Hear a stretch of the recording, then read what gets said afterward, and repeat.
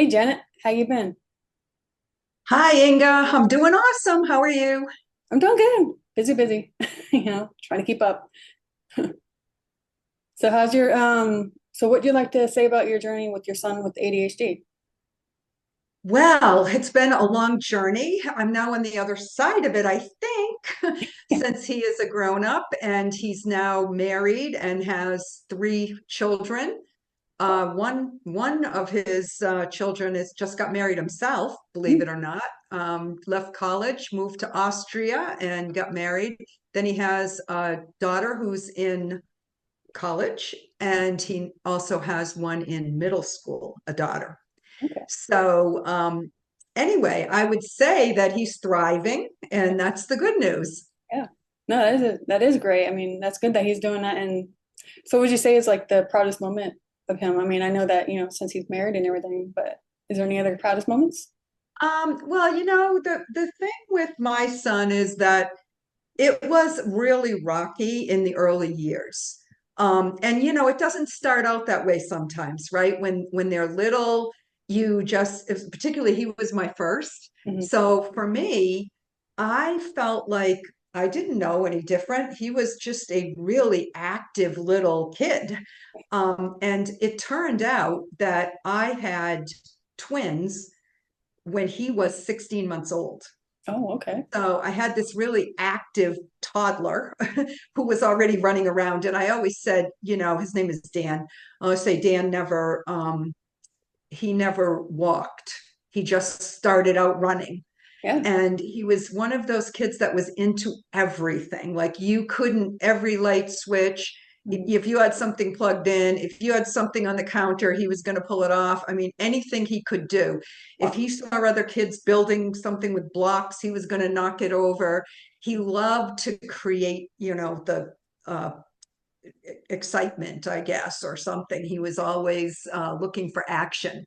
Mhm. But I didn't know any better. I just thought that was normal. He was just an active kid. And so it wasn't until he really went to school that I started to realize that he was kind of like a square peg in a round hole, Mhm. and that things were he just wasn't really fitting in. And the thing I think that was interesting, and I think a lot of maybe the parents and you probably will realize agree with this too, because I know your son has autism, but my son is probably like even above average in intelligence in a lot of ways, Yes. really sensitive, a just really inquisitive kind of a kid. And so as his mom, I never considered things he was doing bad or mischievous or, I just thought he was a riot in a lot of ways. But when he got into the school, they didn't think so, Oh yeah. right? Because he wasn't really fitting in that well. So, I think there was, you asked me about the proudest moment. I mean, obviously, it took a long time for me to stop running ragged, worrying about this kid. Hmm. And there were a lot of proud moments along the way, right? He did a lot of things right, but there was always disruption happening with him. Hmm. And it was always when he was in, sort of a social setting or somewhere where I wasn't controlling everything that was going on. Because, I mean, you probably noticed this too. Like, if you can control the environment that Yeah. your son is in, Oh yeah. or you can Yeah. control, you know when he's tired, when he's frustrated. I Yeah. think we've talked about that before. You can read their emotions and so they can actually tell like what's going on with them, like what's going to happen. Because if you read them better and learn how to read them, you can actually see, okay, well, he's going to react to this certain situation if we put him in that situation. And so that's how you kind of like have to avoid those situations sometimes, I think. Yeah. Did So you? for us, really, most of the younger years, even in elementary school, you had a teacher and the teacher got to know him and we could communicate back and forth. The real issues for us started in middle school. Mm, And that was when there was too much unstructure because he was changing classes. He had all these different teachers to deal with. Every class had different kids in it.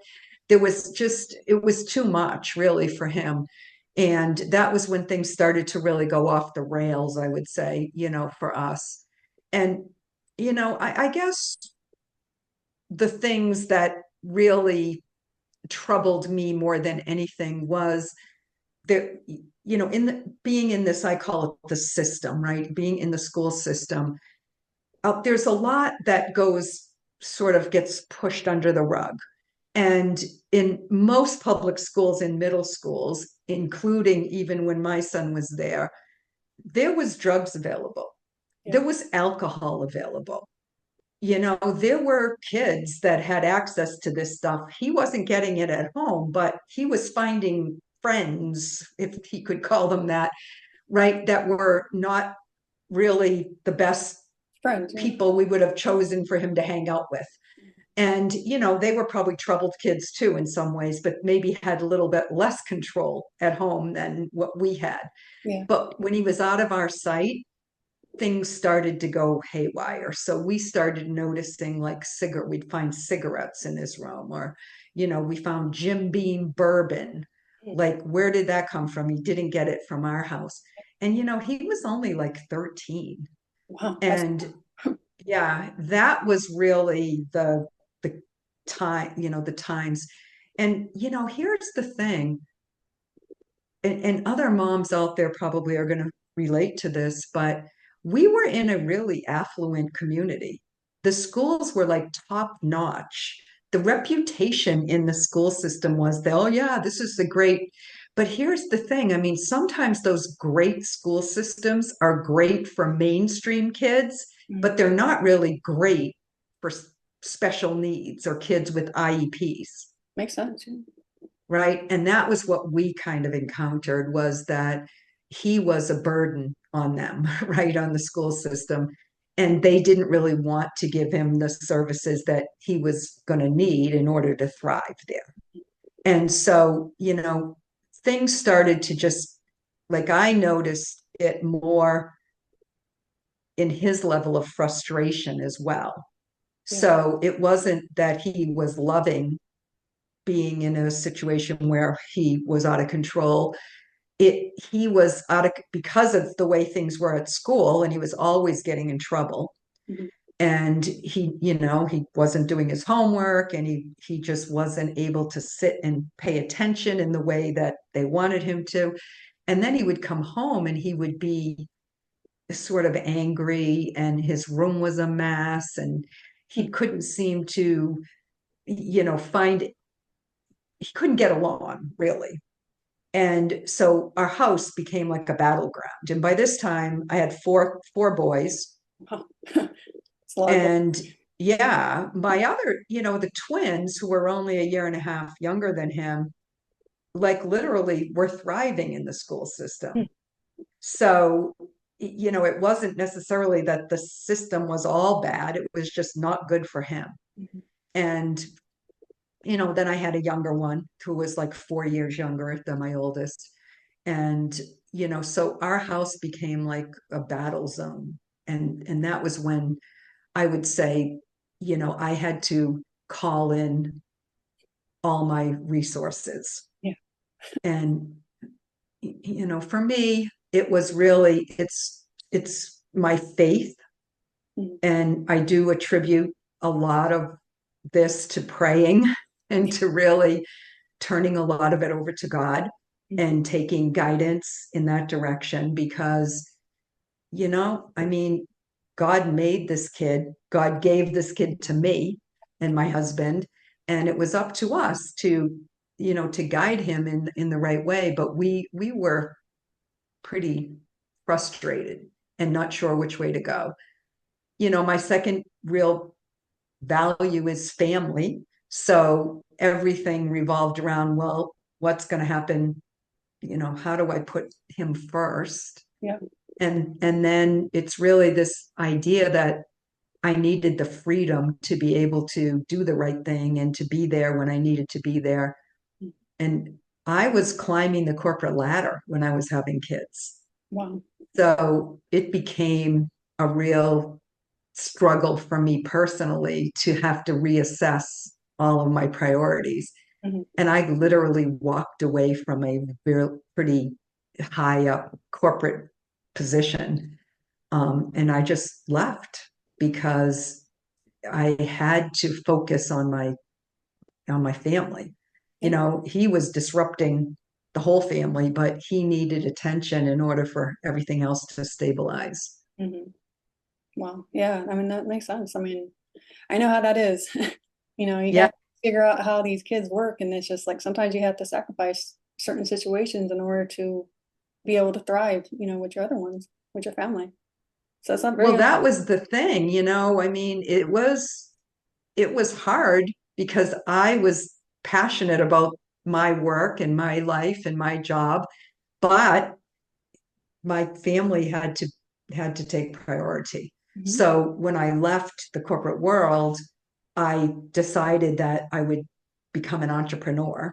Yeah. And it worked out. Like, you know, it took a few years to get things sort of de-escalated with him and get him settled. And he actually ended up when he was a sophomore in high school. So you figure there were these years there between the middle school, somewhere around seventh and eighth grade.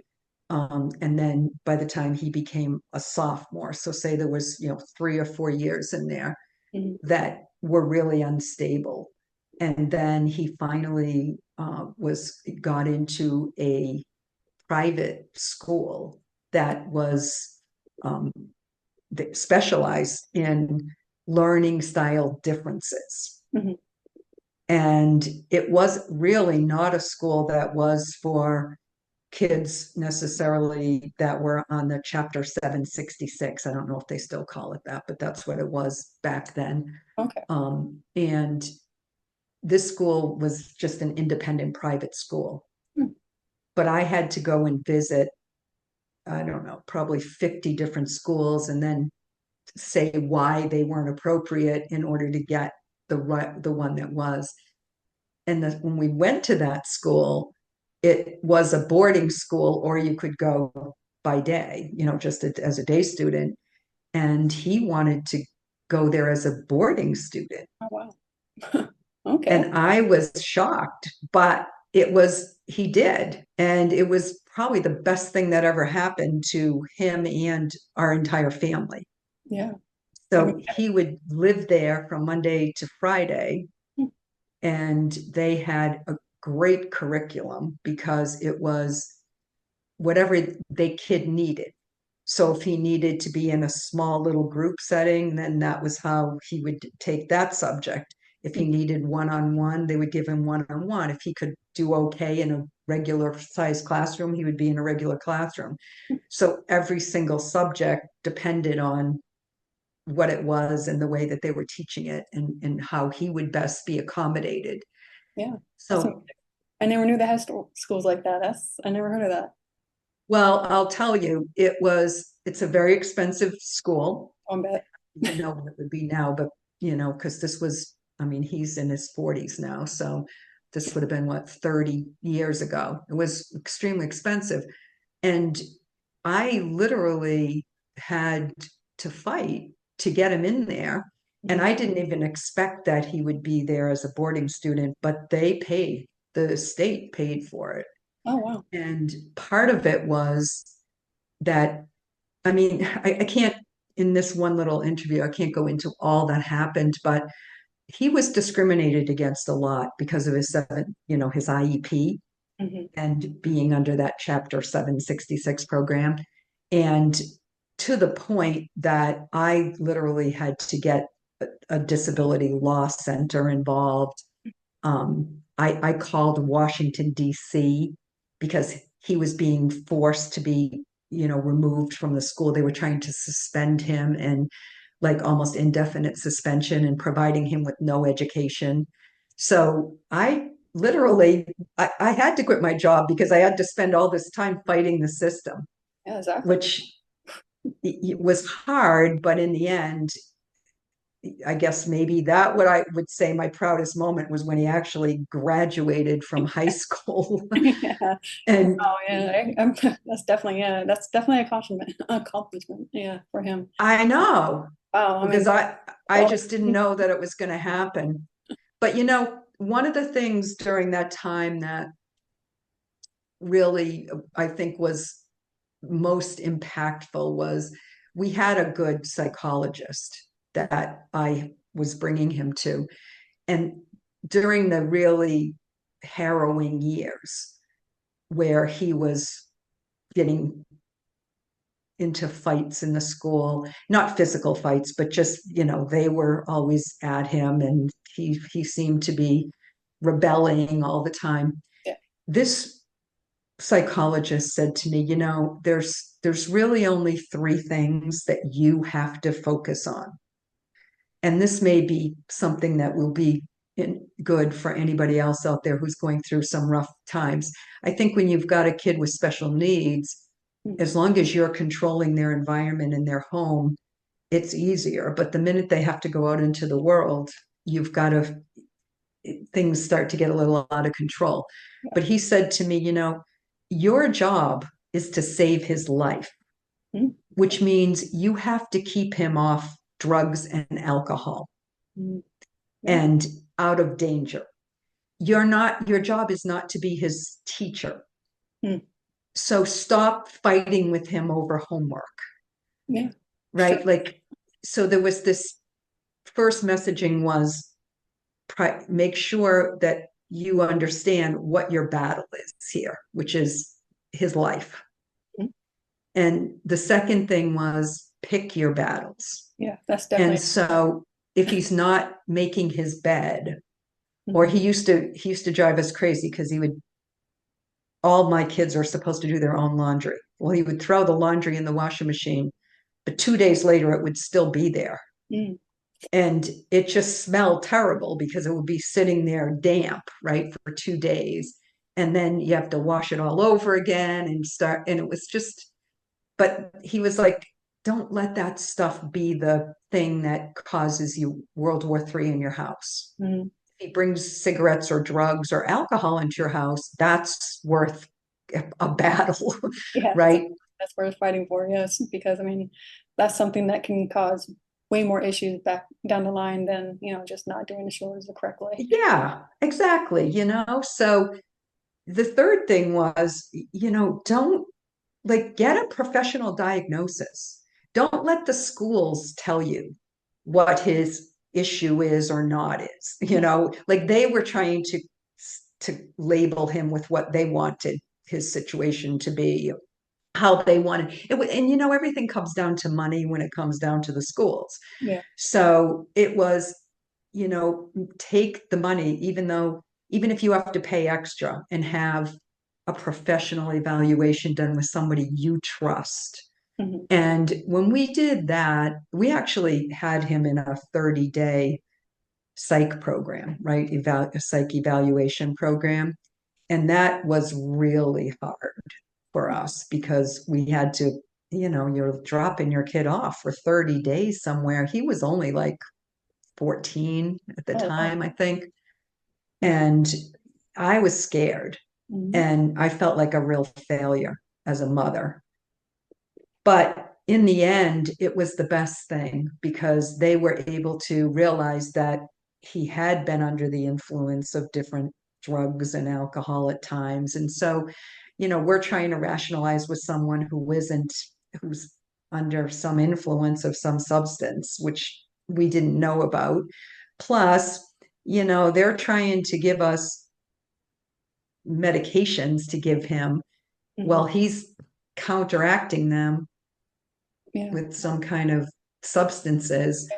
So all of those kind of things. And this is probably more relevant for people who are definitely dealing with teens, Mhm. right? Yeah. It's, when they're younger, they're not getting, maybe it's sugar is the worst thing that they're Yeah. getting their hands on. Sure. Yeah. Yeah. I And mean, they, also just back to that 30-day process, it probably helped detox him too from whatever he was doing, right?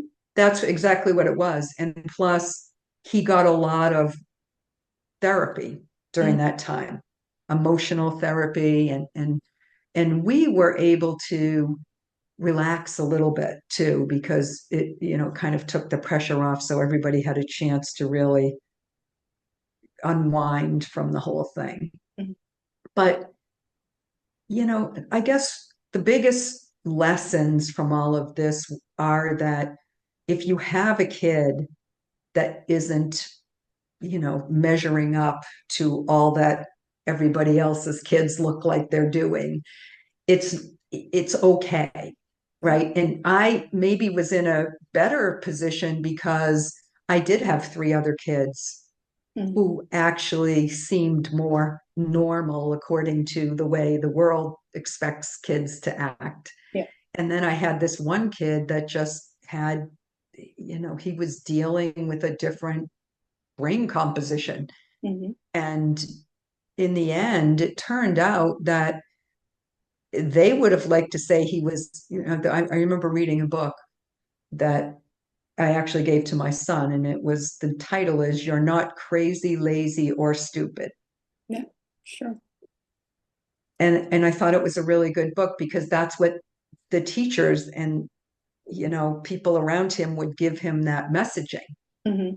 Well, you're nuts, you're crazy, there's something wrong with you, or you're lazy. And that's the only problem. And I don't know how many times I heard that from teachers. Well, he's just lazy. Yeah, just trying to get Well, away with stuff. Yeah, that's what they always say. yeah, Well, they're just trying to get away with stuff. They're just trying to push their buttons, or they're just trying to, do certain things or manipulate you, or all kinds of different things that they say about kids on the, that have special needs. And I don't think it's right, because they do have actual problems, and that's right. And it's a cry for help more than anything.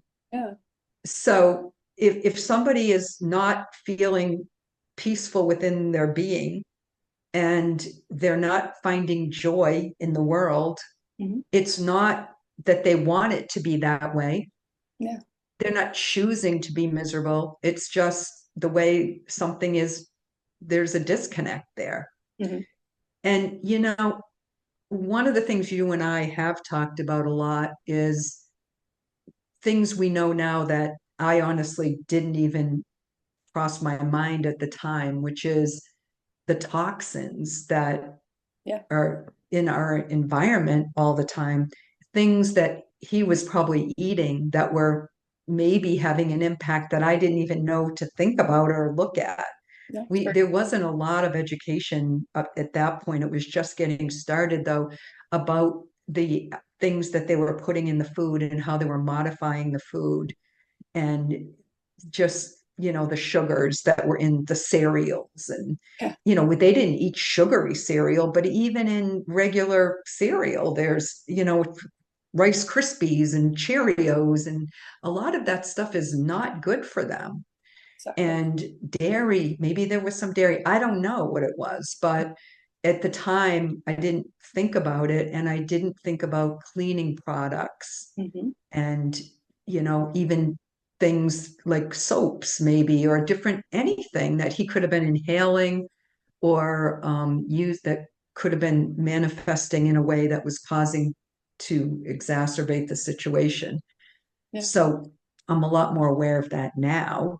Hmm. I mean, it can be even And worse so now. I mean, especially with everything that's going on with all the artificial, ingredients and everything. It's like you don't know what's in their you don't know what's in their food, you don't know what's in our chemical, our cleaning products and everything. yeah, It's and just my kids didn't have a ton of junk food, mhm, but they would have, well, Friday nights, they get to have some Coke or something like that. Or, we'd have a sort of a make your own dinner, and they would be eating mac and cheese out of the box or whatever they wanted. We did a lot of pizza, but I don't know. I now I realize that, he doesn't drink any alcohol whatsoever anymore. Like wow. and that's really good because our family, we were Irish Catholics. I mean, they drank, right? That was kind of the upbringing that I had even as a kid. Mhm. He stopped all alcohol And that was a really good thing. Mhm. And they are very conscientious in his home. One of the things that was good is that he actually married somebody who is a very organized, sort of take control kind of person. Yeah. And she kind of helps him to stay on track. Mhm. So she's probably got a personality somewhat like mine, which Yeah. is probably good for him because I was the one who could keep him kind of on the straight and narrow once we got over the crisis, Yeah. and Right. help him to stay focused on one step at a time. And now she does that. And I mean, he has a job and he does fine with his work and all of that. He's in high tech. He does a lot of sort of maintaining the whole IT infrastructure for his company, and he's able to do that. But as far as like the food, my daughter-in-law makes sure that they have all, not a bunch of chemically altered food, that more natural stuff. And they buy the grass-fed beef that we have, through this company that we're affiliated with. And they get the products, all the cleaning products and the soaps and the shampoos and the vitamins and all of that. So now at least the awareness is there, Mhm. Exactly. Yeah. Sometimes that's right? what it takes, is to have that, to get into that kind of situation, to know, and then, be able to have a solution for it and to see a better outcome.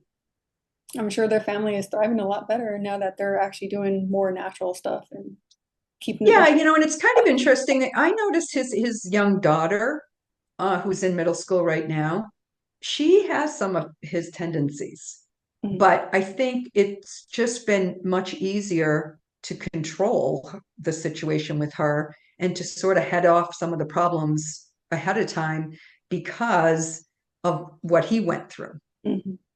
And, he remembers. So they're able to be like one step ahead. Well, And they are careful about what she eats and what they bring into their house, and the toxins that are surrounding them and all of that. So, yeah, I do think that makes a big difference. yeah. Did you want to talk about, also, did you want to introduce yourself to everyone? Since we're kind of that Well, topic. so yeah, a little bit about me is that I have been I was in the corporate world for 25 years. Mhm. So when I left the corporate world, I was loving it, but I also was too stressed out to be doing it anymore. But I ultimately did go back to corporate. So I had like 25 years climbing the corporate ladder, and that worked out well, until I got to the point where I realized that these corporations are kind of corrupt, is in the same way that what I consider all the institutions and the systems are. So I became an entrepreneur, and I've been an entrepreneur now for the last 15 years and done a lot in the business coaching space.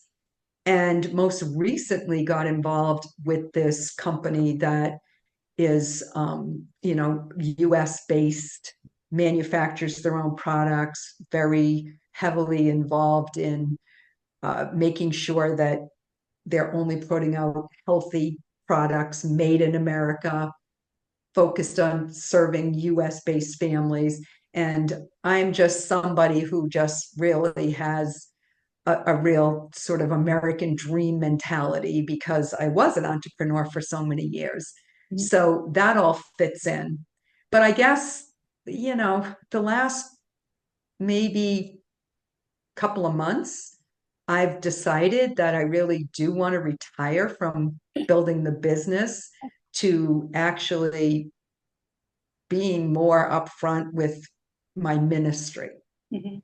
And so I guess right now I call it the MVP movement, which is mission, vision, and purpose. And it's really helping people who are just kind of tired of being in the rat race to retire from that. And whether that means of retiring because they're at an age to retire, or just retiring because they're just done being stuck in that world and they want freedom. Yeah. My business is called the Freedom Shift. Mhm. And really what I'm all about is helping people to create that life of peace and prosperity and purpose. And we do that, in a simple way. That's great. But it primarily is about, let's bring God back to the forefront of our lives. Let's start putting it, making sure everybody can have those values of faith, family, and freedom. Mhm. And that's pretty much what I'm doing. Yeah. And I have 10 grandchildren. Yeah. It's a lot of grandkids. So I want to leave a legacy. I want to leave a world better for them. Yeah. And, I feel like I've done a lot as a mom and had my days of the young grandchildren. And now I've got, they're all getting to be teenagers. So now it's time for me to really do my give back. Yeah. I don't blame you. That's great. I mean, that's a lot of people don't think of that, thinking of having a legacy for their grandchildren or, just keeping something, you're basically keeping your memory alive.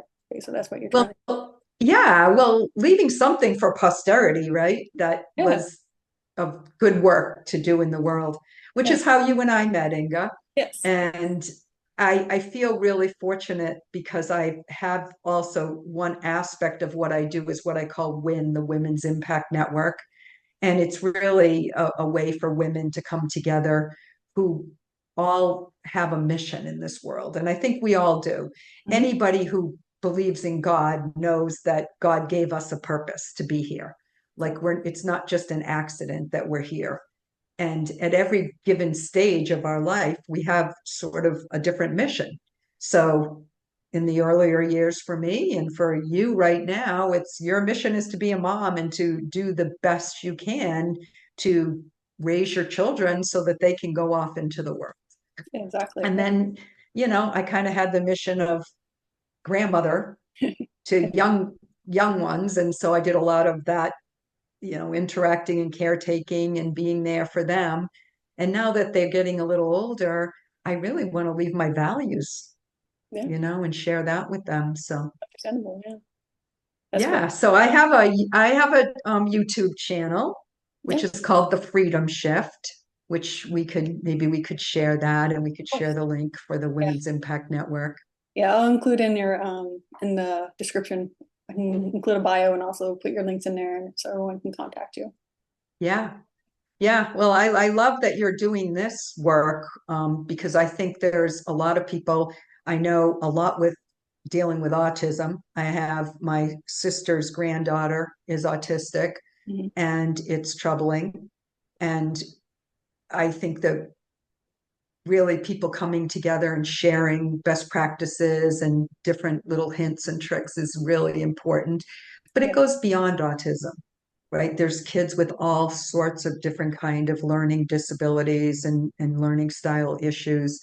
And I think ADHD is also over the top Yeah. out there. Hmm. So it really becomes important for people to realize that these kids are not, there's not anything wrong with them. They just don't fit in the mold Yeah. that somebody says they're supposed to fit into.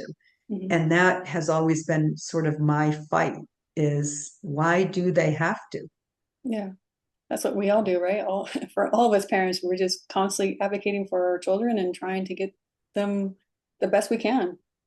And that's why. Yeah, I mean, they deserve to, I think everybody wants the same thing. I alluded to it earlier. Everybody wants peace within themselves, right? To feel good about themselves and to feel like they're connected in some way to their divine creator. Yeah. And prosperity, everybody deserves it. And when I say prosperity, it's not just money. I think money is important, but I think it's just this feeling that you have what you need and you don't have to worry all the time about where the next, how you're going to pay the next bill, where the next dollar is going to come from, or if you do need support, how you're going to afford it. Yeah. I've been fortunate, right, that I was even able to get him that education. Yeah. But Exactly. it took a lot of fight and it shouldn't be that hard. Hmm. And then, so it's the peace and the prosperity, and then this idea of purpose that we all should be doing the thing that really matters and not feel that we have to be off outside focused on building someone else's dream or solving somebody else's big problems when we have our own to deal with. I agree. definitely So, agree. And so so, that's what I'm all about. I thank you so much for this. yeah, This thank you. is, You've been a great guest. I mean, you definitely shared a lot, and you're going to help a lot of people. thank you. Well, I will tell you, my grandchildren call me Gabby. So for all of you who just listened to me talk for half an hour, now you know why. Yeah, yeah, there you go. All right. Well, it's great talking with you, and thank you for being a great guest. And talk to you later. All right, bye everybody.